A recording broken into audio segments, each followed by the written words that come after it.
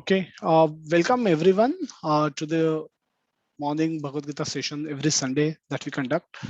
And I missed out on taking sessions for last couple of weeks. So I was feeling very eager to take this Sunday session, and we have a beautiful topic on our hand to discuss the Damodar Leela. We get this opportunity to glorify Lord Damodar today, and in the association assembly of all the Vaishnavas, all the devotees.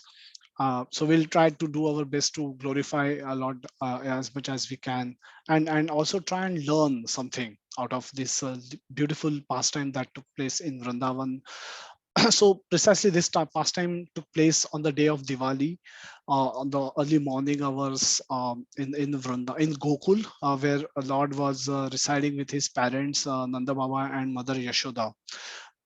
So this pastime, in brief, we will discuss in at the beginning, and then we will evaluate, or we will look at different aspect of this pastime with respect to the with respect to the topic that we have is Lord Damodar is an abode of love. The Lord Damodar, Lord Krishna, he he is an abode of love. He's has unlimited love for all of us, and what he does in order to demonstrate his love for us, and what all happens as a result of that is what we will try to look at.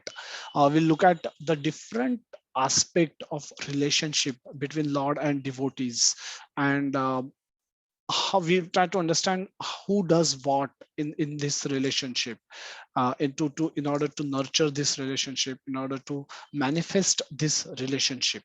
तो ये कैसे, what role Krishna क्या करते हैं, स्वयं भगवान क्या करते हैं, एंड डिवोटीज कैसे रिएक्ट करते हैं, रिस्पॉन्ड करते हैं, that we will see, and how this interaction between Lord and his devotees, how this results into a beautiful pastime, which where both of them relish the rasa, the relish the nectar of relationship, the mellow, the love between both of them, how both of them are able to relish it to the fullest possible extent.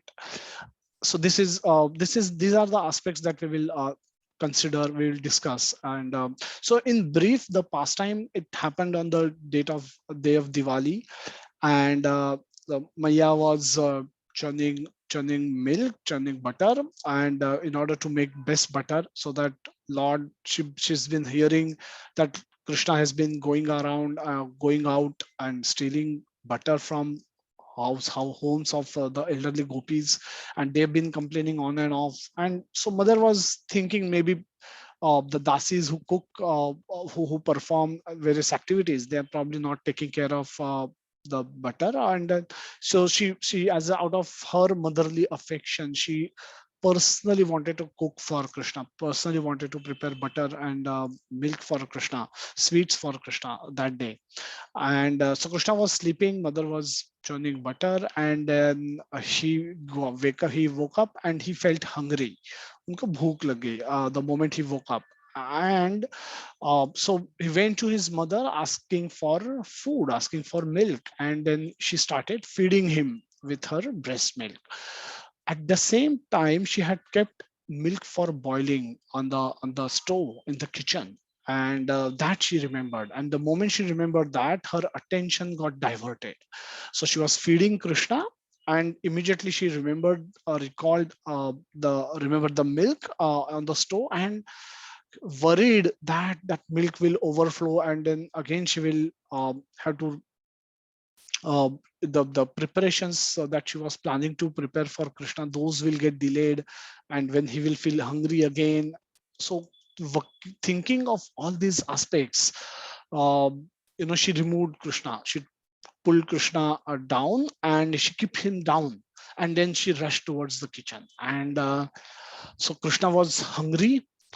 With this action, he becomes angry, as if we are having a feast, and we have put one uh, nivala in our mouth, and then we are savoring it, we are enjoying it, and with closed eyes. And the moment we open eyes for taking second spoon, we see that the plate has disappeared. and then that can anger anyone, and that angered Krishna also. So Krishna, hungry Krishna became angry Krishna, and then he he went around the rooms, he went around homes, in different rooms he started breaking pots of butter. He started eating butter from those pots, and then he created mess there. It went from one room to another room and did the same thing there. And he wanted to show his anger, that how could she have put him down when he was enjoying her milk. What is the value of this 50 rupee a liter milk in front of his happiness? So he is supreme lord, so how she can do this to him? And with this anger, in this rage of anger, Krishna went from one room to another room and broke all the pots. And obviously wherever he went, he broke pots, he ate butter, so his feet got wet in butter, and then he went from one room to another and did the same, repeated the same activity. Having attended the milk in the kitchen, Yashoda Maya returned to where she was, and then she found Krishna missing, and then she realized what's happening, and she started going from one room to another and personally see what Krishna has done, what mess Krishna has done. And so from one room to another she's been seeing Krishna's footprints on the floor, walking from one room to another, and then she realizes that Krishna has done the same thing that he up till now used to do in other people's home. He go there, he break pots, he eats butter, and he feeds monkey, and he creates a big mess for them to clean up later. And that is not at all good. Now Yashoda is mother, she's mother of a child, and she's worried not only because there is a mess to be cleaned up, that's one part of it, but in general she's worried that if Krishna is doing this in our own home, where we have unlimited milk, unlimited butter, we have 9 lakh cows, and he's, in spite of that, he's doing it in our home, that is still understandable. He's hungry, that's why probably he must have done it, but he does this in other people's home also. And how can I understand this aspect, why he's doing it like this? Tomorrow he is going and stealing butter. Tomorrow when he will grow up, he will he will just continue with this habit of stealing, and then he will start stealing something else, and that can just be dangerous. And she's thinking about all this while she's moving from one room to another room. And then she goes and see Krishna uh, feeding butter to the monkeys, and Krishna has his back towards her, but the monkeys can see her. She has arrived on the scene with a stick in her hand.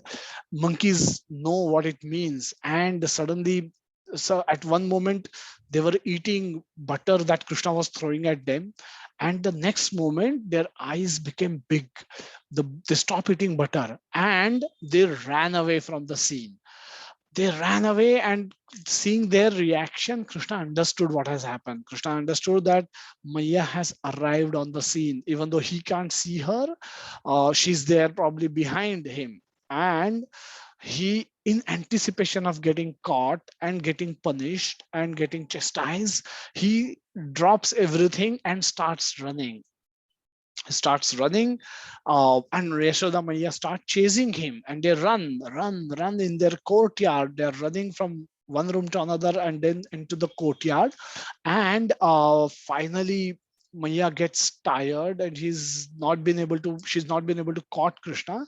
By taking mercy on her, Krishna allows himself to be caught. And then so once having caught Krishna, both of them are tired. Both of them are having heavy breath after running around so much.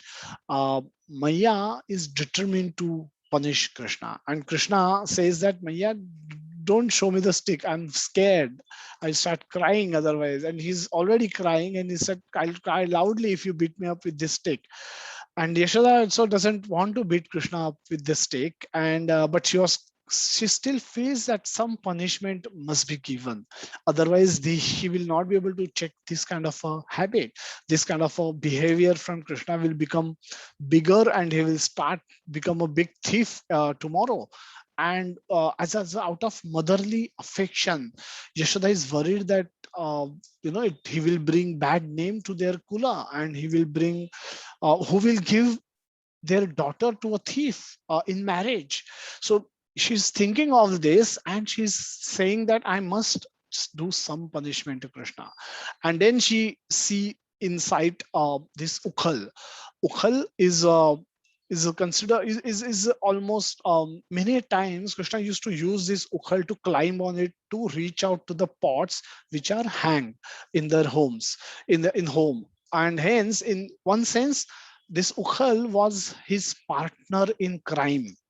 So Yashoda Maiya says that ye tumhara partner, and you both need punishment, so let me tie you both of you together, so that you both get a lesson. I don't want to beat you up, but I must punish you today. कुछ तो punishment आपको देना बनता है. आपने बहुत mischief किया है, बहुत ही लोगों को परेशान किया है, एंड आज तो आपने घर पे किया है, and I have seen you do this. I There is no excuse for you not to make an innocent face and say that you didn't do it, or they are lying. You can't say all that. I just saw you do it and doing it. So आज तो punishment होके रहेगी. And hence she decides, in this angry mood, she decides to tie Krishna with this ukhal, his so-called his partner in crime of stealing butter. And then she gets all the rope and try Krishna up in the with the rope, and she's always getting finding 2 fingers short. The rope was not sufficient, and then she would bring more ropes. The other gopis assembled in that from the neighborhood, they brought some more ropes. And there's no concept of privacy in Gokul. In the village, in the small village today also, anything happens in any home, it becomes a public news in no time. And so the no concept of privacy, everything is public. So Krishna is getting punished was a big news for Gokula Vasis, and they all were complaining in past. So most of the elderly groupies were very happy. Yeah, let's go and see how he gets punished. And they all assembled. And when they realized that the rope is falling short, they brought more ropes from their home. ये अच्छा काम है, हम लोग को अभी contribution होना चाहिए. So अपने अपने घर से ropes लेके आए, चलो बांधो कृष्णा को. And none of them are able to do that. And the 2 finger shot is Yashoda Maiya was in the mood of, she was angry with Krishna at that point of time. And anger is a lower mode, more in the passion or in the ignorance. And nobody can tie Krishna, nobody can approach Krishna in this mood, in this angry mood. And hence she was not able to tie Krishna up. Also, you cannot tie Krishna up without getting mercy from Krishna. So you have to have your own endeavor, and then there has to be a mercy. There has to be, Krishna has to allow himself to be tied. Nobody can tie Krishna with their own endeavor, their own efforts. So the Krishna's mercy was not happening because Maya was still in the mood of, she's still in the angry mood. So, but while looking at Krishna from such a close, she was so close to Krishna, and she was angry, she was getting tired, she was getting so she has done a lot of running behind Krishna. And so the mood in which she's, and in that mood, in this tired and wearing mood, she looked at Krishna, and then she remembered that in the how sweet Krishna was in the morning when she tied a black thread around his waist. And she was wondering that she could easily tie that a small thread around his waist. And what's happening now? Why is she not been able to tie Krishna now? And thinking about Krishna, she forgot her anger. And the anger got replaced by appreciation of Krishna's beauty, appreciation how nice her child is, appreciation of how beautiful her child was.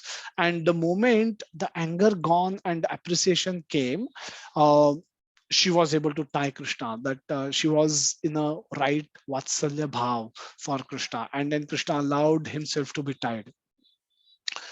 Having got tied, Krishna is still God, and Krishna continues to possess all the potencies of being God, being the supreme personality of Godhead. And then he decides to go out on a scroll, on a crawl, and deliver two sons of Kuberas who are standing as Arjuna tree in front of his home. He remembered the benediction given to him by Narad Muni, and in order to fulfill the word of his devotee, Krishna pulled his ukhal out, took it into the courtyard, and took it through those two trees, broke those two trees, came down crashing and made a big sound. And from those two trees, two to to Gandharvas, to celestial personalities emerge. They were sons of Kuberas who were cursed by Narad Muni in their previous life, in their previously when they they couldn't receive Vaishnava. When Narad Muni arrived on the scene where they were bathing with their women, and as a punishment and as a benediction, Narad Muni gave them this this this vardhan to become Arjun tree in front of home where Krishna will appear, and uh, Krishna will free them up. Krishna will liberate them, and not only liberate them, Krishna will give them prema bhakti. And so this is in brief the pastime that is narrated by Satyavrata Muni. Satyavrata Muni is has there are many descriptions of Damodar Lila, and this description by Satyavrata Muni is one of the most sweet, one of the most beautiful description of this pastime which took place in Gokul, and it has 8 verses in it, and Satyavrata Muni is describing the pastime in some of the verses. Then he's talking to himself in some other verses, and then he's thinking to himself in some other verses. Then he goes back to the pastime in the 5th verse, and then describe what happens to the sons of Kuvera in the 7th verse, and then finally he surrenders to Krishna and pay obeisances to the robe, to the belly, and to Radharani, and to Lord Damodar, and in the 8th verse. So there is a nice progression that that he's doing, and he begins by saying that the boy, the small boy, who's been crying, who's been running around in fear of getting punished by his mother, is not an ordinary boy. These pastimes, this similar pastime could happen in any home, and the children normally have ability to bring out sweetness from any person, any rough and tough person, any grave person. When they come in contact with children, they become they start making faces, they become light-hearted. The children have ability to extract sweetness out of the even the most tough looking people, and so this kind of a pastime performed by any child would have been sweet, would have been nice, would have been amusing. But Satyavrata Muni warns us. He tells us right at the beginning of this Ashtaka that Namami Ishwaram Satchid Ananda Rupam, that this pastime is not performed by an ordinary child. This pastime has been performed by Lord Krishna, who is Ishwara, who is Satchid Ananda, who is a Rupam, who has a beautiful form, a spiritual form, with full of knowledge, full of happiness, full of and eternal. It's eternal, full of knowledge and full of happiness, full of joy. This is a beautiful form of Lord, and such Lord is acting as a child of Mother Yashoda, and in this particular pastime and performing this Leela. So we will, this is called Damodar Leela. So we will start with this background, of of what the whole pastime was. Let's go through some of the aspect. Let's go through and discuss some of the aspect of this pastime, uh, which are by going deeper into this into the analysis of this pastime. So let's discuss for a moment. So Satyavrata Muni begins this Ashtakam in the first line of the first verse. He says that Namami Ishwaram, and the Ishwara, that is the boy that is seen being chastised and being punished by a mother, is none other than Ishwara. Ishwara Satchid Ananda Rupam.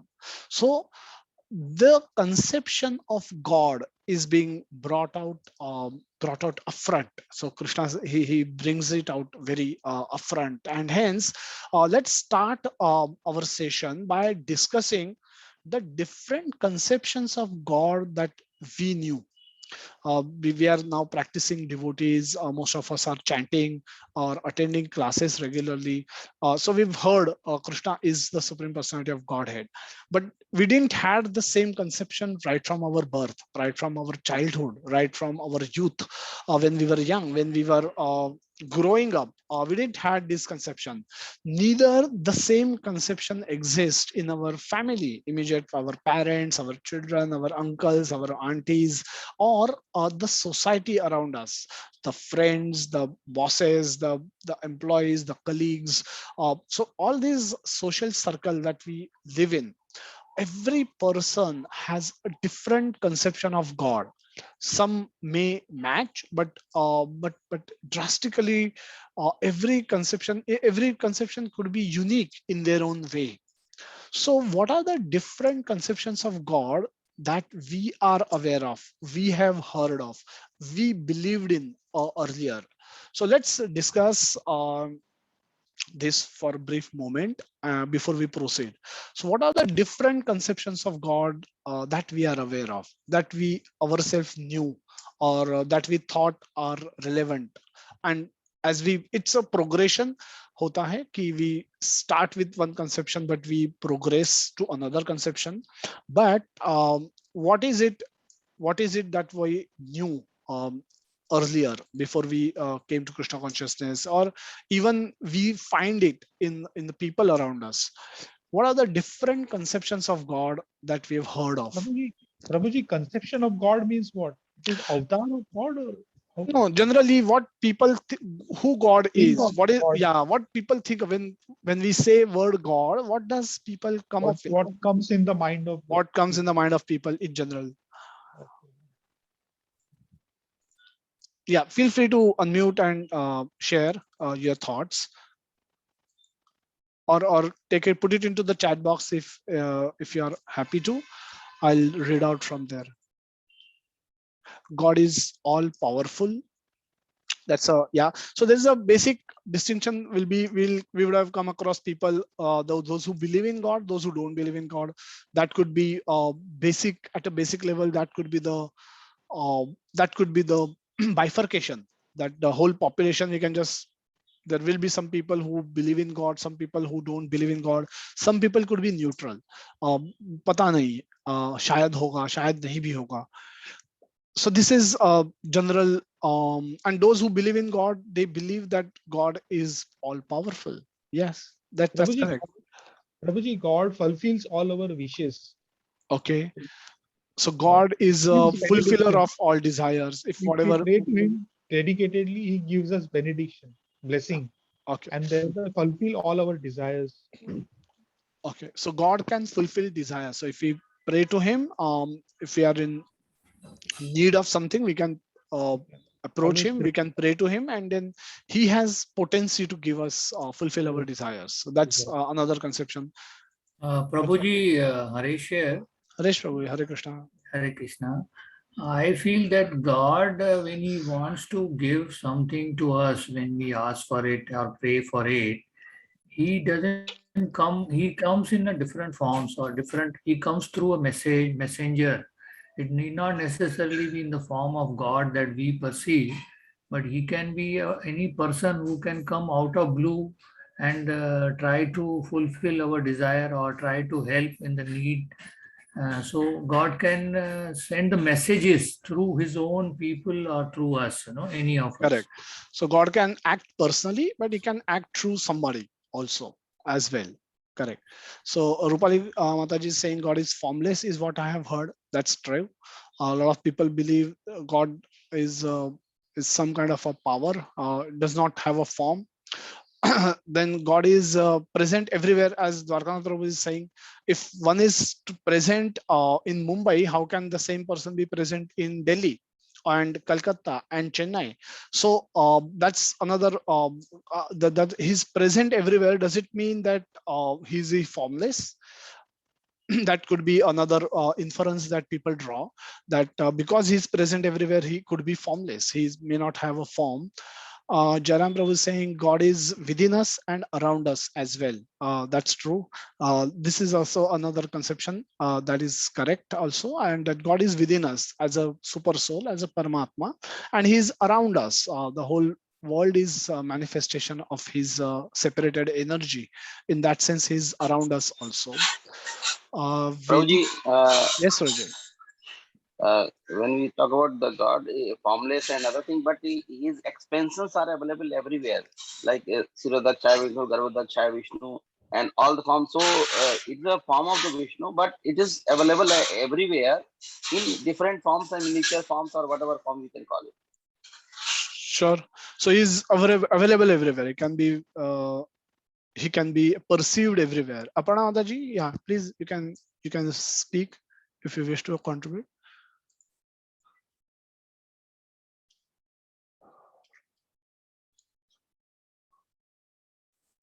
Okay, meanwhile, we'll go to some other comment. Vedika Mataji is saying the creator and balancer of the world, right? Aparna Mataji is put in the chat box that someone with whom we can share all our sukh and dukha, and the one who is one whom we feel as our strength. So he's our friend. He is our anchor, that we go to him for. He's our shelter, under whom we take share. He is our best friend. Correct.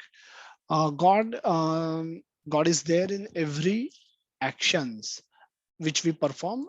He is our past, present, and future. Okay, that's nice. Okay. Nikita is saying whatever happens to us happens for the best. Only God knows about it. Correct. God is most opulent. That's right. Rashmi Mataji is saying. Okay.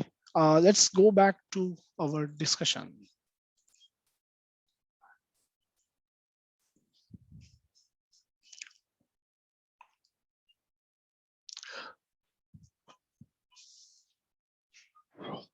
So the concept of God, apart from those who believe there is no God, even um, they understand that there is a cause and effect relationship they see in the world. They see that if you study well, you get good marks. If you don't study well, you don't get good marks. Now, this cause and effect relationship is for everyone to see, everyone to perceive, and that's why people generally intuitively they understand that if they don't want bad things to happen to them, they need to do good things. So there, in whether they like it or not, they indirectly agrees to the concept that in the world they don't have full control. So when a child starts growing, when it's born, the whole family revolves around him or her. And as the child starts growing, the child starts adjusting to his desires in such a way that because the child has to become accommodative, because now when the child becomes 5-year-old, and if father and mother has to go to office, the child cannot get 24-hour attention from her mother or from so as a child grow up, it starts finding that the things does not always happens according to his wish or her wish. That's where uh, that's where the conception start they start learning that there is a higher power who is in control, and we are not in full control. So as we grow, as we take experiences in the world, we start to learn that the world does not move according to our expectation. The world doesn't behave, the people doesn't behave, the circumstances doesn't happen, occur to us according to our expectation always. And hence, at times we are forced to experience sorrow. We are forced to experience, forced to become unhappy. We are forced to go through bad experiences. We are forced to uh, go through sickness, and all this happens much without our consent, much without uh, our desire or our will. And this is where we start to understand that if we are not in full control, we may do best as much as we can, but still if things have to go wrong, they do go wrong, and you just can't do anything about it. And when that kind of a understanding comes to a person or an individual, he may get, this is the initial perception that or initial understanding of there being someone who is in control, because we are not in control. If we are not in control, is there somebody else who is in control? And if that somebody else who has such a big control over us, who in 1 minute can destroy a city which was built around close to a shore, in a tsunami or in an earthquake, who has such an absolute power, um, who can become a who can become a destroyer, or who can make us happy in a moment without our without and where we are simply helplessly forced to accept the outcome of that action. So who has such absolute power? And that's the question that initially help people inquire about that higher being, higher authority. We may not call it God, we may not call it one God or many gods, but this is the initial inquiry that if we are not in control, we may do what best we can do, and still we are forced to experience so much sorrow, so much pain. Then is there somebody else who is in control? And that somebody else, if that is the somebody else who is in control, then who is he? And this is the initial inquiry which people make about God. The God, then various conception that we hear are one God, many God, starting with no God or there is God. Then people will say science is God, because science is making our life happy, or try make it comfortable, make it livable. If there is too much of heat, science has provided us with the technology which can bring air conditioner, where we can switch on air conditioner and neutralize the weather outside. If it is too cold, we can switch it, flip it other way around and make it as use it as a heater, and then the heater can warm us, keep us warm. And so can science be a god? Can mother nature be god? uh, is there one god? Are there many gods? Or all of us are god? These are the different conceptions people carry. So God is one absolute truth which is being looked at by different people from all around, as if it is a mountain peak, and people all around can take a look at that mountain peak, and depending on their position, they see that mountain peak and they perceive that reality. Now the God is projected by someone, is someone who punishes. Now God is the father of mankind. God is and God is the oldest person in this universe. So God must be very old. So Michelangelo has a decorated in a church, I believe, through a painting. He's depicted God, and he's depicted Adam, and God is extending his hand to help, to hold, so that Adam can get elevated, Adam can get come to him. Now that's God, that as it is shown is a very old man with white hair, white beard. um, and God doesn't look so much attractive, and rather the young person who is trying to go to God, he looks more attractive than the God himself. So is so this is our this is a general understanding of God. God is someone who probably sit with a sword in his hand, and so that he can punish the guilty, and he can give benediction to sometimes, also sometimes. So these are different conceptions of God that are prevalent, that are there in the people around us, and we ourselves would have carried some of those, or many of those at a different point of time.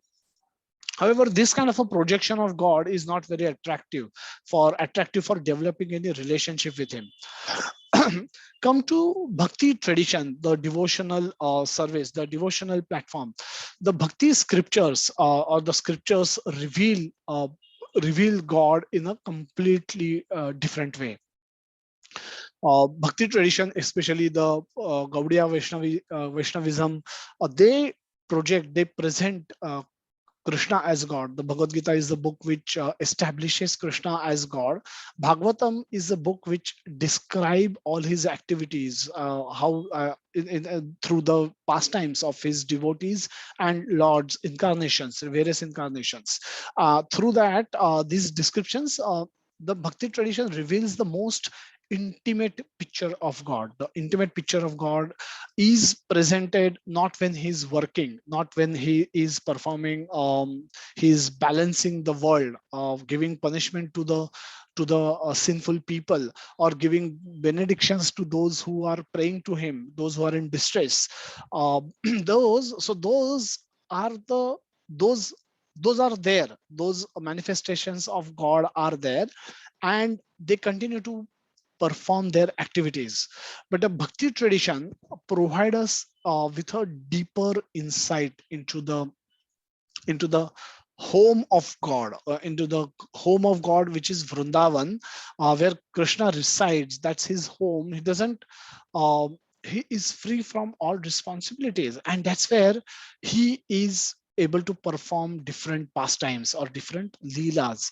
Now, at home, Krishna is all powerful. Krishna is everywhere. Krishna knows everything. He has all the six opulences. All that is there, but all that Krishna uses to to manifest this universe and manage the universal affairs. But all that information, all that prowess, all that knowledge, all that potency, all those potencies, he doesn't need when he come back to his home in Vrindavan or in Gokul in this case. So at home, he doesn't delight in showing any of his prowess or majesty or opulence or Aishwarya. So any of his Aishwarya at home, he wants to be like how everyone is at their home. He wants to reciprocate, he's simply longing to reciprocate love with his devotees, in various pastimes.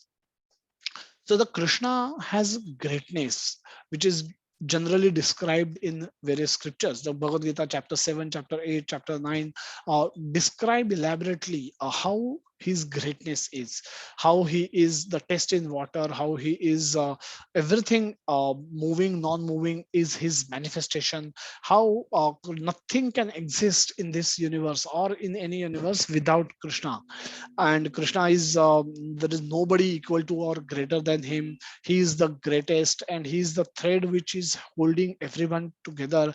Now these are all description. Then his vibhutis, different vibhutis which are described in the 10th chapter, all these descriptions help us understand how great our God is. And so the greatness description, the description of greatness of Krishna induces submission towards Krishna. If Krishna is so great, if Krishna has so much absolute power, so much absolute authority over us, he can do anything. He knows everything. And when we are in touch with such great people, we naturally become submissive to them. We don't want to do anything which is in which could displease them. So all our actions are harmonized in such a way that we want to be in harmony, we want to be in alignment with such great people, because if that great person happens to be king, and if you do something to annoy a king, he can give you life punishment. And so nobody in his kingdom will want to do anything that could offend, that could anger the king. So their actions, they will try to align in line with what the expectation of the king are. So there is a harmonization that automatically results once one become aware of God's greatness. The other side of Krishna is his sweetness. Now the sweetness is this through which is sweetness emerges, is revealed through the various pastimes which Krishna perform. And now this sweetness, hearing those pastimes, narrating those pastimes, this induces affection towards him. So the greatness induces submission towards Krishna, and the sweetness induces affection towards Krishna. For steady devotion, awareness of both is necessary. We if you only become aware of Krishna's greatness, then we will become submissive to him, but we will not have a direct we will not be inclined to have a direct relationship with him. If we become aware of only his sweetness, then we will not be in a position to appreciate his position. We may become sentimental with him, we may mistreat him rather, in our dealings with him. So awareness of greatness and awareness of sweetness, the right blend of the two is necessary for steady devotion. We will talk about two important terms, and we will look at the pastime with the glasses, through those glasses of these two terms. The first term we will discuss is Leela, which is also called as sometimes play, a sport, or a dance. And the second term which we will analyze is a Yoga Maya, because who facilitates a happening of Leela, or Leela taking place. So the Leela, or the play, or a sport, or a dance. Now, if Krishna, so there's a verse in Shveta which says that natasya karyam karanam cha vidyate na tata sama shabhya adhikascha drishyate. What it means is, Krishna does not have any work to do, and also there is no one equal to or greater than Krishna who can oblige him to do any work. We go to our office and our bosses are there, and we could be CEO of our company, but then our board of directors are there. We could be a board member of our company, but there are shareholders who can force us to work. Even if we could be a shareholder, there is a government who will induce us to work, who will force us to work. So having different levels of authority can make us work. We can be forced to work even without our choice or without our option. But for Krishna, there is no one who can oblige him to do any work. There is no one equal to him or no one greater than him. So, and Krishna is complete because he possesses all six opulences in full. So he doesn't have to do any action to earn money. He doesn't want to go and study anything. He's all knowledgeable. He has possessed all riches. He doesn't go to gym to increase his biceps or get six packs, because he is all powerful. In Vrindavan, he killed all the demons that he killed. He didn't use any weapon. He didn't even use his basuri to hit anybody. He just used to punch everyone and people used to die. So he's all powerful. He's all he's famous. Krishna is famous because the moment whatever Krishna used to do used to become a poem by the evening, and everybody used to come to know in Vrindavan. And then he was being watched by celestial beings. The devatas were watching his pastime. So Krishna was famous, and he was also renounced fully. So he doesn't have to do anything in order to gain anything. It doesn't, he's not in need of anything. He doesn't need anything because he has everything.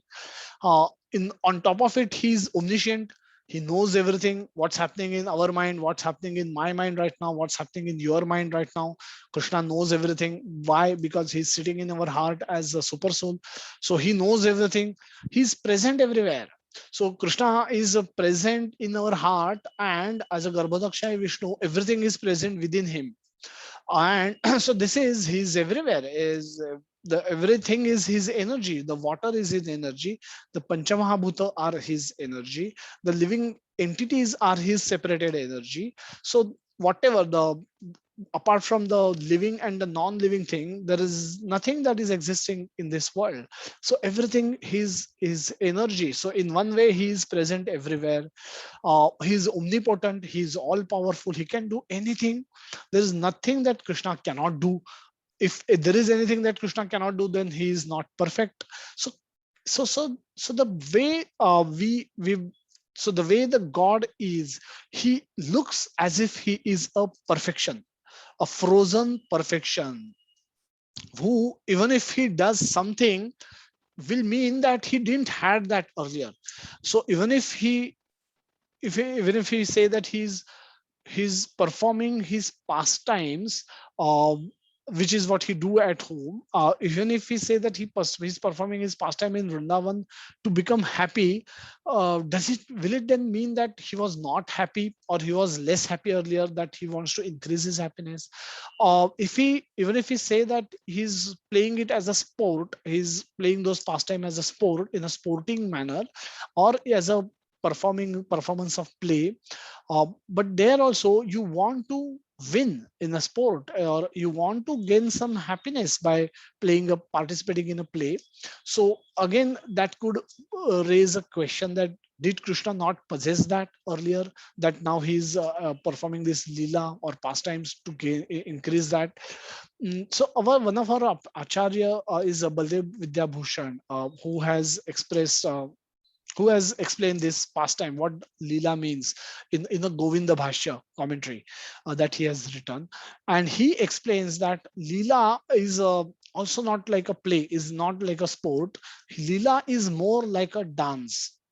Why dance? Because we don't dance, we dance when we are happy, when we are in joyful mood, when we are full with happiness. We want to go out and dance to express our happiness, to share our happiness. So dancing is something that we do when we are happy, we are overjoyed, we are joyous, joyful. Is not something that we want to gain joy by dancing. So Krishna, the Leela that Krishna is performing is like he dancing his dance, um, to express his love, to express his joy, to express his affection, express his happiness towards and so Krishna at home is already full of happiness, full of joy, and he's wants to now share his happiness with everyone, all the devotees who are around him. Why he's happy? He's happy because now he will be reciprocating loving exchanges in different rasas with his devotees. So he's present with his nitya sadhaka, nitya parshada, or all the eternal associates. He's present in the dham with his eternal associates, and now he's going to perform leela, he's going to perform pastimes, and during in those leelas, in these pastimes, he will be exchanging relationships, exchanging different emotions, a whole gamut of emotions he will be exchanging with his devotees, with his dear devotees, and that increases his happiness. And that's how Krishna agrees to participate with his own sweet will to in such activities. So these activities of Krishna are not for gaining anything, but for simply for expressing his love towards his devotees. The so we dance to express or share our joy, and so the activities performed by Krishna or the leelas performed by Krishna are also like his dance, and that's what we understand by leela. uh, the yoga maya, in order for any pastime to be performed, the setting has to be made in the proper way, and that is facilitated by Yogamaya. Yogamaya is an oxymoron. Oxymoron means you bring two words of opposite meaning together to convey a deeper meaning. It doesn't make the word meaningless, but it creates a deeper meaning for us to perceive, to understand.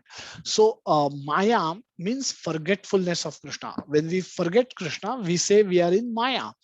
And so forgetfulness of Krishna is referred to as Maya, which Maya generally, when we forget Krishna, we become aware of our own self, we become aware of our body, and our bodily conception of life become prominent, and we see the world through this ego, through this body, through the conception of body, that this world, this laptop is mine, this family is mine, this home is mine, and we see everything in that connection with the body.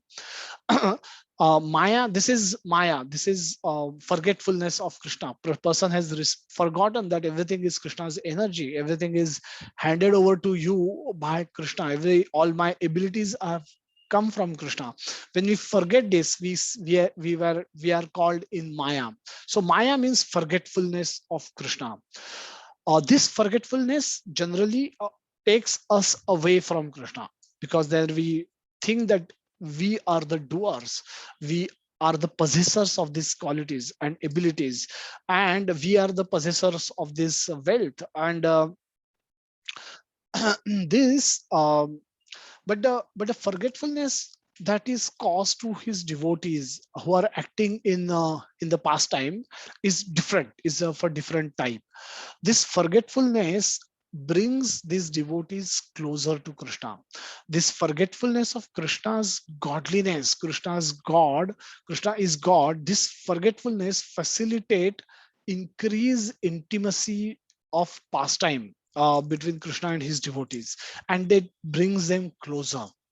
Now, the Yoga Maya is the opposite of Mahamaya. Yoga is a connection with Krishna. Maya means disconnection with Krishna.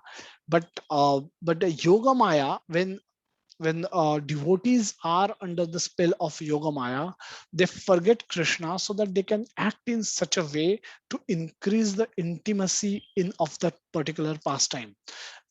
And that is difficult to be retained, that to be manifested when we are in awareness of Krishna being God, when we are aware that Krishna is God. जब हमें पता होता है कि कृष्णा भगवान है, स्वयं भगवान है, at that point of time it's difficult for devotees to act in that particular pastime in the way it is required, and that will पूरा मजा किरकिरा कर देगा, because that will when the moment if they become aware of Krishna's greatness, then they will not be able to deal with him the way they are supposed to deal in that particular pastime. So so surrendering to Yogamaya is done by Krishna as well as his devotees. Both of them surrender to Krishna, to the Yogamaya. In the 10th chapter, 29th 10th canto, 29th chapter, and the first verse say Yoga Maya Upashrita.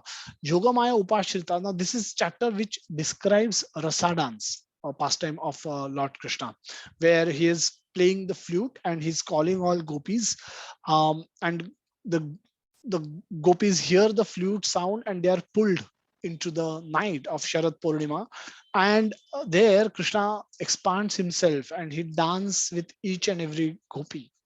Now, this is the pastime. The first verse in this chapter, which describes this pastime, says that both Krishna and his devotees, gopis, they both have to surrender to take shelter of Yoga Maya in order for this pastime to happen. So the Yoga Maya has a very, very important role to play in Krishna's pastimes. Let's understand how she manifests her role. So Yoga Maya, power of symmetry, the first point we'll look at.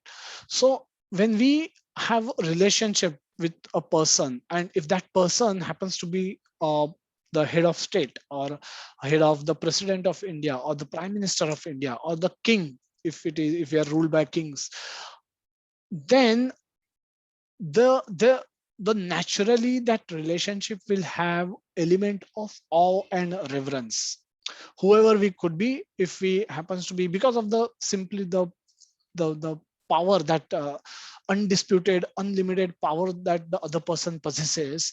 The we or the other person who is the relationship, we will have two people minimum. So the one person, if he is all powerful, almighty almost, and then the second person will have very will not be able to express himself fully to the extent that he otherwise would have. So this power asymmetry, the difference in power, can act as a barrier for expression of emotions by the second person in the relationship. So in the relationship, if there is too much power asymmetry, then that relationship will have only one mood of awe and reverence. It will not be able to bring out other emotions in that feeling, the other emotions in that relationship, and that can make a relationship boring, because when you are in relationship with other person, you want to experience whole gamut of emotions, and those emotions are just not you are so great, you are so great, you are so great, okay, because that can become boring, that can act create, give a counter effect. It can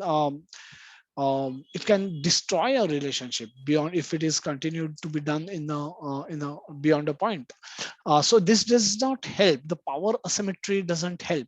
So the Yoga Maya actually help reduce this gap between the two, between the Krishna and his devotees. So the both Krishna submits devotee acting in pastime must forget about Krishna's supreme position, so that they can act the way they are supposed to act in that particular pastime.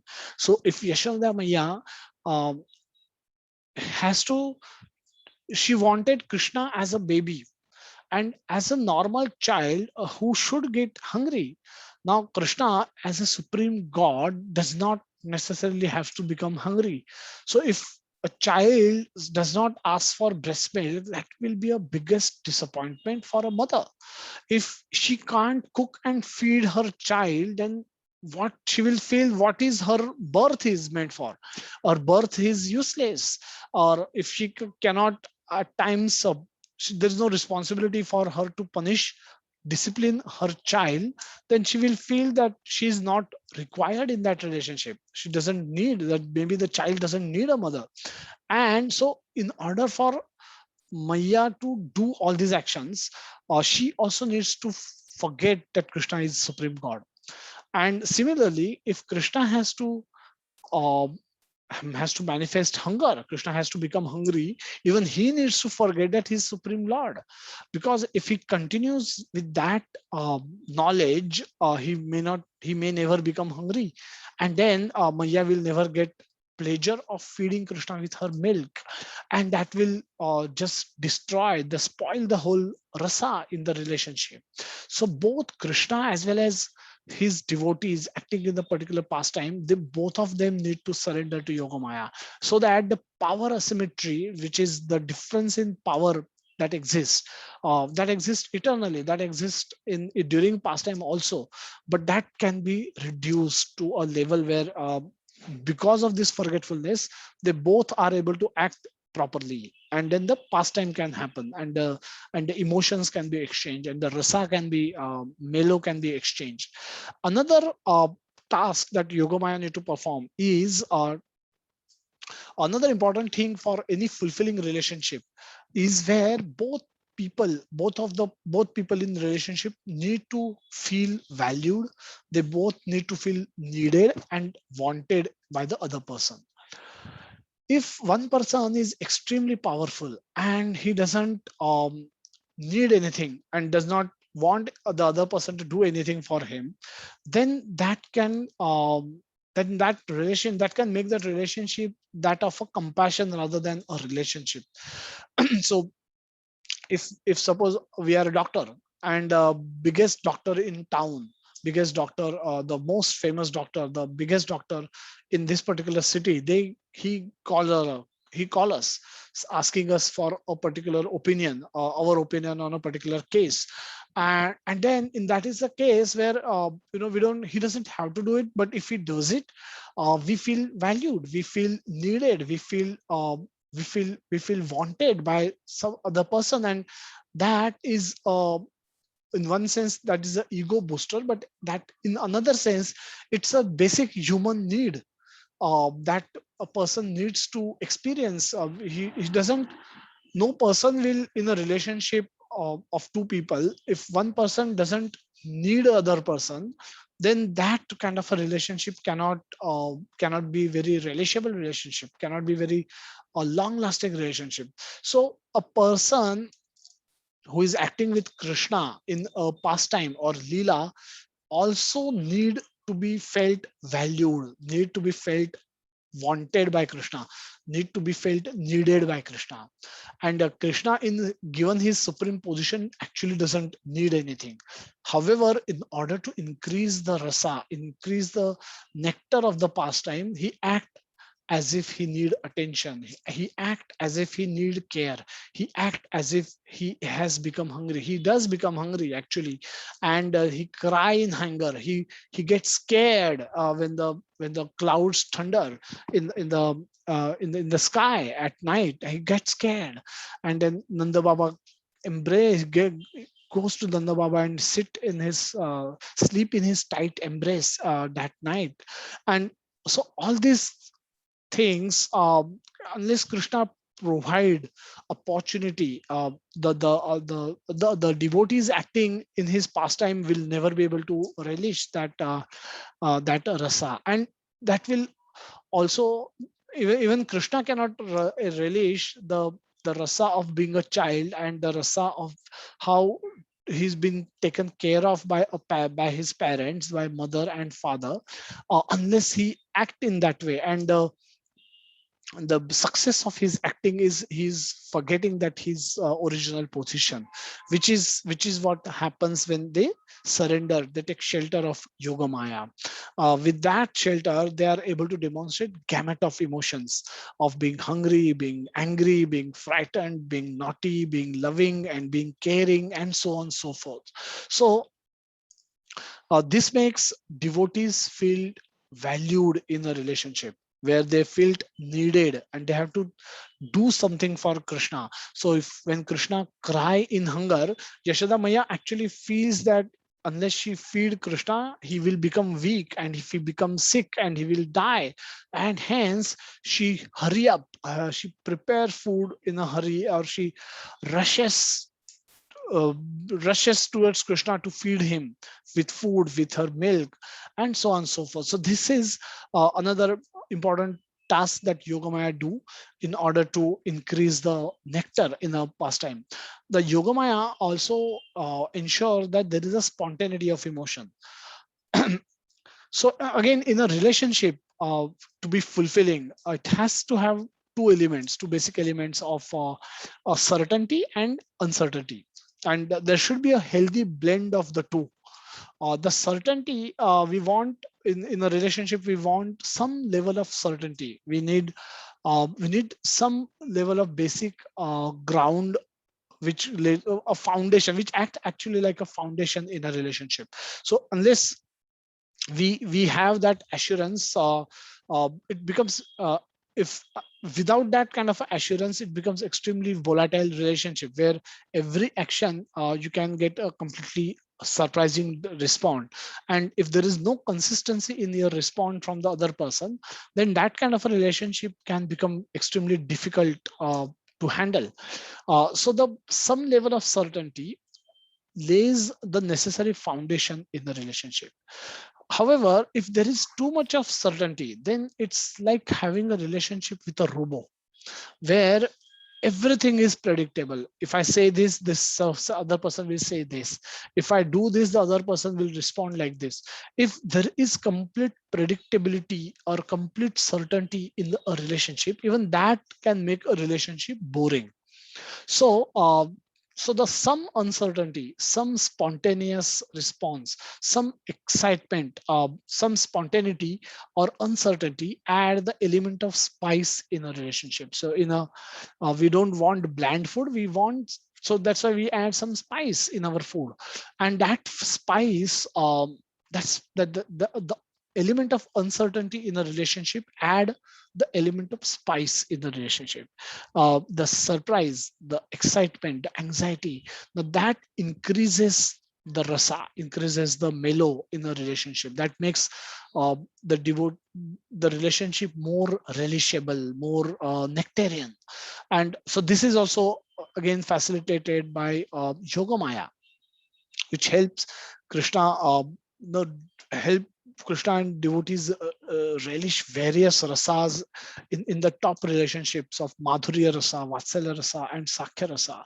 So there is a spontaneity, there is uncertainty. The Krishna becomes angry and he starts breaking pots. Now that's a surprise. I mean, even Maya is taken by surprise. Sometimes, um, so Krishna calls his Krishna play pranks with his Gopa friends, and they play pranks with him, and so there is that element of uncertainty where both the Krishna and his devotees act in such a way that that helps them increase the rasa, increase the happiness, and that's again facilitated by Yogamaya. So we'll look at the Damodar Ashtakam prayers now. And we'll look at the pastime of what the incidents, how the incidents happen. This particular pastime is one of the sweetest pastime in Krishna Lila. Prior to this, there was a Putana, there was a the Trinavarta pastime took place. So Krishna was primarily at home, and Krishna was not stepping out. And this is a transitionary transitionary pastime where Krishna, which happens in the courtyard of his home in Gokul, where Krishna actually step out of courtyard and goes out and breaks those two trees towards the end of this pastime. And so this is a transition, and from this pastime onwards, Krishna start going out in the for with cows and for herding the cows, and then the subsequent pastimes have happened in the jungles of Gokul, jungles of Vrindavan. They shift to Vrindavan, and then from then onwards, the pastimes took place. Many pastimes took place outside home. So so this is a kind of a transitionary pastime where the, as we've heard the description of the pastime, the beginning, that Krishna is being caught, the supreme God who people can't even see a glimpse of his of his feet. He's been caught by his Maya, who ran faster than him. Now Krishna, nobody is the faster than the fastest, but he allowed himself to be caught by his mother, so that, and why was this catching has to happen? Because he had done something mischievously. He has broken pots of yogurts and butter, and then he was running in fear of getting caught and punished by his mother, and therefore this pastime took therefore this verse, that is what this verse describes. So Satyavrata Muni is aware of Krishna's position. So right at the beginning, he says that the Supreme Lord, whose form is the embodiment of eternal existence, knowledge, and bliss, whose shark-shaped earrings are swinging to and fro, who is beautifully shining in the divine realm of Gokula, who, due to the offense of breaking the pots of yogurt that his mother was churning into butter and then stealing the butter that was kept hanging from a swing, is quickly running from the wooden grinding mortar in fear of Mother Yashoda, but who has been caught from behind by her, who ran after him with greater speed. To that Supreme Lord, Sri Damodara, I offer my respectful obeisances.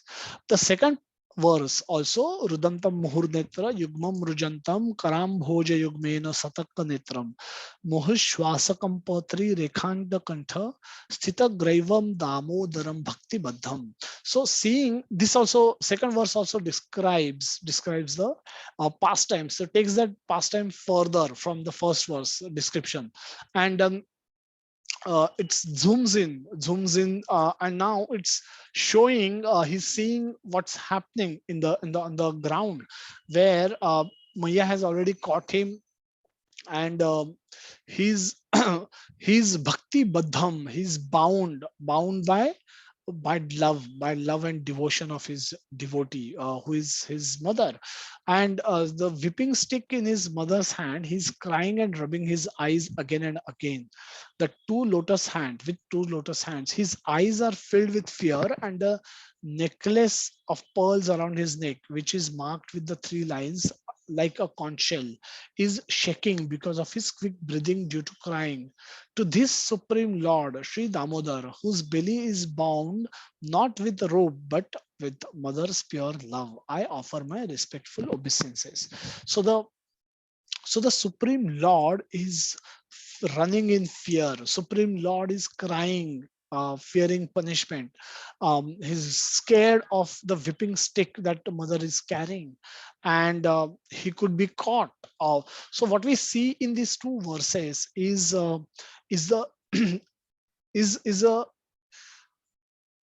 a upside down inversion, uh, upside down um, position. The positions of Lord is up and the devotees is down.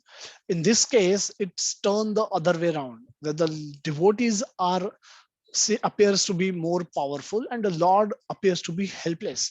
Normally we go to Lord for becoming liberated, for liberation, and here we see that Lord has been bound himself. One who is bound, how can that person give liberation? uh, so the inversion of the normal behavior, normal, the normal, everybody fear God. Here God is fearful of his mother. Everybody pray to God. Here God seems to be praying to his mother to avoid punishment. Everybody is crying in the material world. Here Lord seems to be crying, fearing punishment. And this is form of Lord Damodar that Satyavata Muni is offering obeisances. Iti dvaksva lila bhirananda kunde swaghosham nimajjantyam akhyapayantam tadi yeshitad neshu bhaktir jitatvam punah prematastam shatavrutti vande. So this is the third verse. Again, Satyavata Muni takes the focus back, and now he's having an overview. Now he's saying that the Ananda Kunde, that the whole Gokul is the whole inhabitants of Gokula are drowning in the pool of ecstasy, Ananda Kunde. Seeing these pastimes of Lord, which are happening in front of them, and revealing. So this is the knowledge of supreme majesty and opulence, that he is only conquered by devotees whose pure love is imbued with intimacy and is free from all conceptions of awe and reverence. With great love, I again and again, Shatavrutti, hundreds and hundreds of times, I pay my obeisances to Lord Damodara, hundreds and hundreds of times. Now, the whole mood of Leela, or the pastimes, and the Yoga Maya, Lord's agreeing to surrender to Yoga Maya, happens because of his unlimited, causeless love for all of us. The Krishna's endeavors, the performance of this pastime, is not only to give pleasure to his devotees who are present in the pastime, but also to attract attention of all of us who will read these descriptions, who will discuss these descriptions later. So we'll look at that aspect. So this is the manifestation of love by Krishna. Krishna has manifested in our heart as a super soul, and his tishtati, in Bhagavad Gita verse says that Ishvara Sarva Bhutanam Ruddeshe Arjuna Tishtati. So he's waiting for us to turn to him. And why, what are we busy with? We are busy with yantra rudha. We are busy with yantra. That body is like a yantra made up of material elements, trying to fulfill our desires, going here, going there, going in one species, going in another species, taking birth in this place and that place, in order to fulfill our unlimited desires. We are ignoring Lord, and the Lord is tishtati. Lord is waiting for us to turn to him. So this is his causeless mercy. He doesn't have to do it, but he do it out of his causeless love. And for that, for this revelation, Satyavrata Muni is offering obeisances after obeisances. In the fourth verse, Satyavrata Muni's mood has changed. And then he says that, oh Lord, although you can give me all kind of benedictions, I don't want anything. I just want to hold this form of yours as Bala Gopala in Vrindavan, always in my heart. And what is the use for me to get any other benediction besides this? In the fifth verse, Satyavrata Muni again looks at Lord and go closer to take a closer look at his face, and which says that idam te mukham bhojam atyanta nile vratam kuntalai snigdha raktaischa gopya muhishchumbitam bimba raktadharam me manasya avishrata manasya avisnatam alam lakshalabhe.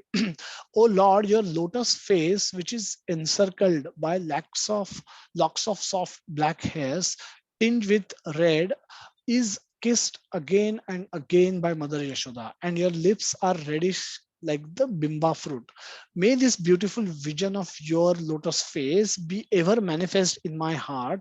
Thousands and thousands of other benedictions are of no use to me. So again, Krishna, Satyavrata Muni is fixed to this particular form of Lord, and that's also possible that we have that Lord Hanuman was fixed to the form of Lord Ram.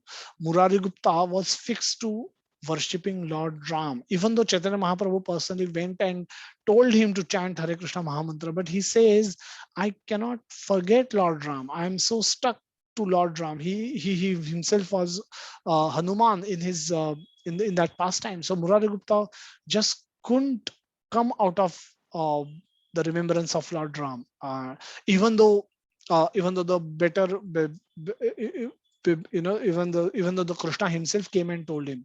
So this is also another important thing for us to learn. We will have many forms. We will see many forms, Radha Krishna in many forms, but there could be some forms with to whom we can have an instant relationship with, and we can have those manifestations in front of us. We can continue looking at those forms, continue worshipping those forms, and that personalization is permitted, is rather encouraged, because that you will have natural spontaneous liking for a particular form of Lord, and that is what one should follow in order for one to become one to develop attraction towards Krishna. That happens even with hearing, to the process of hearing. So we may respect all Vaishnavas, but we may get connected with some Vaishnavas. We may better, and that could just happen. And so it's always helpful if we are with like-minded people, so that can help our devotion to grow naturally and spontaneously. So here Satyavrata Muni is fixed on this form of Lord, and he doesn't want to see any other form of Lord, doesn't care for any other benedictions. The sixth verse, again he repeats that he tell Lord that how he is how he desire his desirous of mercy from Lord. He want a glance of mercy from Lord, because I'm like an ignorant fool who is in the pool of immersed in the ocean of worldly sorrow, uh, where we are in Maya, where we are in acting on a bodily platform, and there is only sorrow.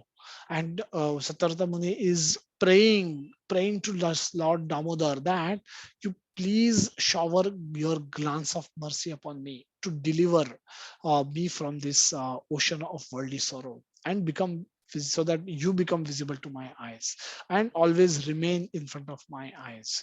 Now he give example of how Lord was merciful to sons of Kumera, and he says that just like you delivered those two sons of Kuvera, Nala Kuvera and Manigreva, uh, please please show similar mercy to me, though I might not be eligible. I want that prema bhakti, the loving devotional service to you, and I can get only by your mercy. So I only long for this. This means prema bhakti, and have no other desire of any kind of liberation. So I want to love Krishna. I want to love back to Krishna because Krishna is loving me. So there is a knowledge that Krishna is loving me and performing all these pastimes for my attraction, for me to get attracted to him. Now I want to reciprocate with Krishna. And I want similar prema bhakti that Krishna, you granted it to two sons of Kuvera. Please give me that. So this is again a prayer to Lord Damodar that in this form you delivered those who were bound. You are bound, but you delivered, you liberated those two who were bound as well. So you have ability. You are always free. You are always powerful. You are never bound, even though physically you could be bound. So you give me that prema bhakti, and I'm longing for that, longing to have that loving devotional service towards you. And in the last verse, Satyavrata Muni again pay obeisances to Lord Damodar, to the belly, to the rope, and to Radharani, Srimati Radharani. And after paying obeisances, the Supreme Lord who displays unlimited pastimes. So he's thankful to Lord for displaying all these pastimes to us. Through these pastimes, Lord manifests his love for us. He manifests his care for us. That by reading this pastime, by discussing this pastime, we can experience similar pleasure. These are trailers of what happens in the spiritual world. These are trailers of what kind of a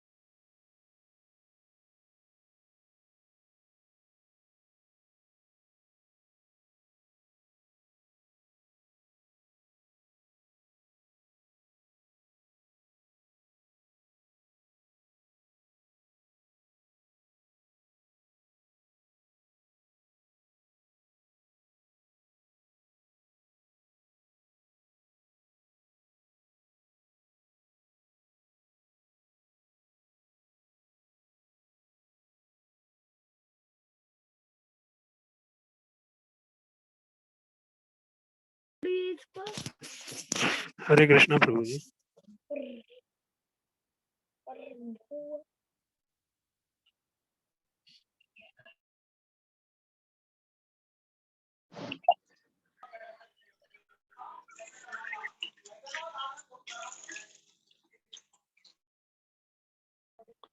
Hare Krishna, Prabhuji.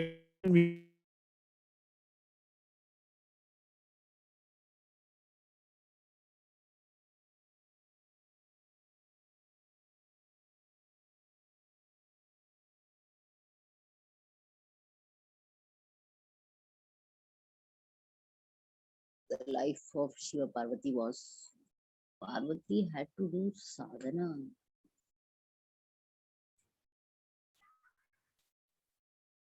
Jam. Hare Krishna, you can hear me now? Yes, Prabhuji. Yes, Yeah. yes. Now it is. Okay, sorry, I think it got muted somehow. So the Leela is performed under the influence of Yogamaya, which covers both Lord and his devotees, acting in a pastime. And Leela is like a dance for Krishna, who is expressing his joy. So these pastimes gives enjoyment to devotees who are present, who are acting in those particular pastimes, and also help purify those who purify and attract, develop attraction for those who hear and discuss these pastimes. So that's why this pastime is being narrated and discussed in the Damodar month, in the current Kartik month, so that throughout the day, throughout the whole month, and by chanting this Damodar Ashtakam, which is the description of this same pastime, and while offering lamp in the morning and in the evening, we do it in temples, but we can do it in our homes also. So the Krishna's greatness, which induces submission, and his sweetness, which induces affection, help us develop a steady devotion towards Krishna. We steady mood, a proper mood in which we approach Krishna. We don't take him cheaply. We don't take him only with awe and reverence. So that a good balance between the two, where we are able to harmonize our actions in line with the instructions given by him, and also develop attraction towards him, so that we can develop when we chant his name, when we can develop continuous remembrance of Krishna. That's the objective that we have. And so that in that mood, when we practice sadhana bhakti and develop love for Krishna in the current life, we can practice sadhana bhakti in this mood, by becoming aware of Krishna's greatness, by becoming aware of Krishna's sweetness. We can practice sadhana bhakti. We can do our chanting, we can do our hearing, we can do our reading, we can take prasad in this remembrance. But when we do that, we develop love for Krishna. And when we are able to do that, when we are able to develop love for Krishna, affection for Krishna, we can take shelter of Krishna. We can remember Krishna all the time during our lifetime, even while performing our duties. And if we can do this, we will be able to remember Krishna at the end of our life. While giving up our body, also we will be able to remember Krishna, and thereby we will be able to attain Krishna. So these pastimes, like this, one of the sweetest pastime in his childhood, help us cultivate that remembrance, help us cultivate that remembrance, create a foundation for our remembrance. And when we remember with this knowledge of how Krishna is great, how great Krishna is, and how sweet Krishna is, our remembrance becomes easy. The chanting of his holy name becomes easy. And when we cultivate remembrance in a loving way, we will be able to effortlessly remember Krishna throughout our life and also at the end of our life. And that will be the success of our birth in the human form. So we will stop here and we'll go to any questions and comments if anyone has. Prabhuji, Bal Krishna was about 6 years old during Damodar Leela. Correct. Okay. So different. So Krishna was, different age are described, and around that time he started. After this Leela, he started going out. So up till now, all the pastimes which had happened, they happen inside the home. So the demons had to come to his home in order to try and kill him. That Putana went right inside the home. Shaktasur was a cart which is parked outside the home, and Trinavarta was in the courtyard. Hare Krishna Babuji. Hare Krishna, Dwarkanath Prabhu. Earlier in the presentation, you told that Mahamaya is the opposite of Yogamaya. Can you please elaborate on this? What exactly is Mahamaya different from Yogamaya? Yes. So when we so Mahamaya is the Maya Devi who is in charge of the material world, the Durga. And anyone who forgets Krishna is and act on his own accord are said to be under the influence of Mahamaya. And under the influence of Yogamaya also, devotees forget Krishna. The Yashoda Maya forgets Krishna is God. Krishna is God, and he forgets that he consider Krishna as her normal child, and she acts. Now, while she is acting in this way, this facilitates increase of rasa in the pastime. So though this is also forgetfulness of Krishna, and previously what we spoke, that is also forgetfulness of Krishna. The both have opposite effects. When we forget that we are part of Krishna, all the abilities that we possess have come from Krishna. This whole world is a manifestation by Krishna. We are part and parcel of Krishna. Our family members are also part and parcel of Krishna. We are all children of Krishna. And when we forget this aspect, when we forget this, then what we end up remembering is that this is my body, because we need to have one of these two conceptions. Unless we have a conception that we are sons of Krishna, we are children of Krishna, we will have the conception of that we are son of my father. My son is my son. Is not son of Krishna. If we see things disconnected with Krishna, then we see those things in connection with our body. So this is called we come at a bodily platform. So forget, when those who are acting under the influence of Mahamaya, they are forgetfulness of Krishna's connection with the world, with us as well as with the world around us. And when they act in that mood, they may act to take care of their son, but they are believing that that happens to be their son. It's they see no hand of Krishna in that, and that's a action in under the influence of Mahamaya. When we are in Yogamaya, we say when we deal with Krishna, Yashoda Maya is dealing with Krishna, or his boyfriends or friends are dealing with Krishna, playing with Krishna, even they need to forget Krishna's divinity. They need to forget that Krishna is God, so that she can show stick to Krishna. She can feed Krishna. Otherwise, if they become aware of his godliness, if they become aware of his supreme position, then their motherly affection will get replaced by awe and reverence. That Krishna, who is the Ananta Koti Brahmanda Nayak, who is the with whose energy the whole universe is functioning, and that Krishna who is providing to ant and elephant and everyone, each and every living entity is being fed by that Krishna. And that Krishna now wants to become hungry, and he want me to go and feed him. Now this kind of a knowledge will not be very conducive to for a mother. If she has to act in this knowledge, it will not be a very great she will not be able to act in a proper motherly way, because then she will always be under awe and reverence that you are the Supreme Lord, you are the Supreme Lord. One way you will say that, why do you need me to feed you at all? You feed all of us. I am your children. How can you become my child? So the whole relationship, the whole rasa, nectar goes away from the relationship the moment any one of those two become aware of the supreme position of Lord. So this forgetfulness, which is facilitated by Yogamaya, help devotees forget Krishna's supreme position. But by doing that, they come closer to Krishna. They are able to act in a way to give maximum happiness to Krishna, to exchange maximum emotions with Krishna. They are able to chastise Krishna. They are able to discipline Krishna. They think that they can punish Krishna. They are able to catch Krishna who is running, and they are able to comfort Krishna. They are able to take care of Krishna. They are able to serve Krishna in that way. And Krishna is also able to relish the motherly affection, the fatherly affection, the friend's affection, and his girlfriend's affections in that way.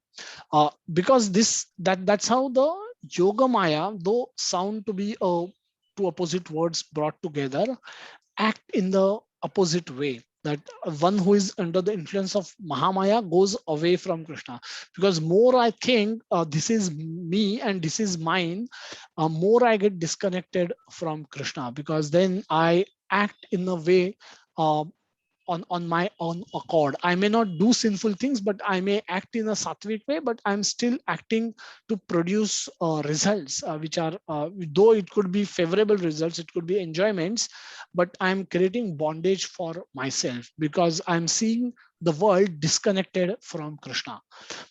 So this is Mahamaya and this is the Yogamaya distinction. Oh, thank you, Prabhuji. Hare Krishna. Hare Krishna, Prabhuji. Let's go to the chat box.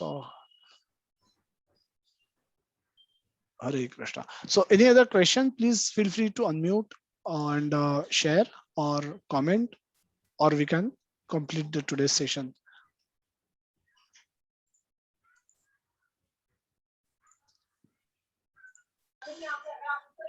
Hare Krishna, Prabhuji.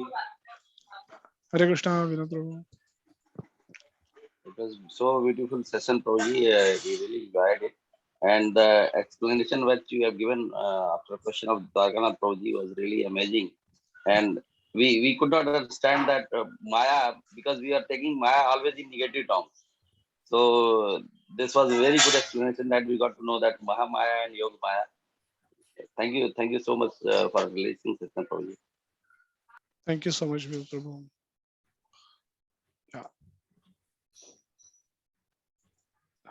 Yeah, Hare Krishna, Hare Prabhu. So we'll end today's session. From next Sunday, we'll continue with our discussion on Bhagavad Gita. And we are on chapter 9. So we'll continue discussing through the various topics. And so hope everyone has a safe week ahead, a nice week ahead. It's a vacation time. And we have announced Jagannath Puri Yatra. Many of you must be aware. Please do try and make an attempt to come for that yatra. That's also a nice a way in which we connect with devotees. All the senior devotees will be there. Atul Krishna Prabhu will be there. Sitaram Prabhu will be there. Narottam Prabhu will be there. So it's a nice opportunity to get connected with them, get their association. It's a good 6 days week long yatra. And we expected to go to different places where Chaitanya Mahaprabhu performed various pastimes, and so many of those are there in Jagannath Puri, because he spent last 24 years of his life there, and so all those pastimes are so beautiful, so relishable. And Atul Krishna Prabhu speaks only about Chaitanya Mahaprabhu. He will open a 10th canto also, Krishna read a Krishna pastime, and then he will narrate Chaitanya Mahaprabhu's pastime, which will, so he lives in the era of Chaitanya Mahaprabhu always, and hearing him is always special. Hearing his kirtan, participating in his kirtan is always special. And Jagannath Puri Dham is very merciful Dham, very special Dham. Weather will be nice, so do make an attempt to come for the yatra, and that will also be very nice. Okay. Hare Krishna, Prabhuji, can we get a PDF file of that Dharmodara Stakam meaning?